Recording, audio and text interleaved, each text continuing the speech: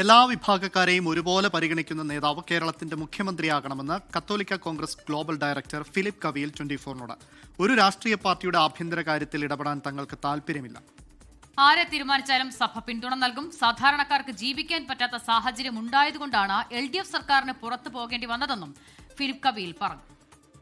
എല്ലാ വിഭാഗക്കാരെയും ഒരുപോലെ പരിഗണിക്കുന്ന പ്രാപ്തിയുള്ള ഒരാളെ ആയിരിക്കണം തിരഞ്ഞെടുക്കുന്നത്. ഒരു വിഭാഗത്തെയും അവഗണിക്കാതെ, പ്രത്യേകിച്ച് ന്യൂനപക്ഷങ്ങൾ. ഇപ്പോൾ ക്രിസ്ത്യാനികൾ ന്യൂനപക്ഷങ്ങളാണ്.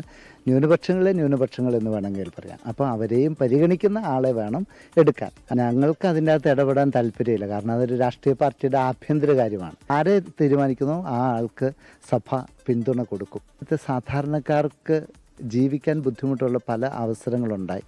അത് ഞങ്ങൾ പലതവണ ആവശ്യപ്പെട്ട് പറഞ്ഞിട്ടുള്ളതാണ്. ആരെയും കുറ്റപ്പെടുത്താൻ വേണ്ടി പറയുന്നില്ല. അന്ന് ഉണർന്ന് പ്രവർത്തിച്ചിരുന്നെങ്കിൽ അവസാന കാലഘട്ടങ്ങളിലേക്ക് ഇടതുപക്ഷം പല കാര്യങ്ങളും ചെയ്തു. പക്ഷേ ഈ വോട്ടിന് തൊട്ട് മുമ്പ് ചെയ്യുമ്പോൾ പിന്നെ ആളുകൾക്ക് അതിന് സംശയം ഉണ്ടാവും.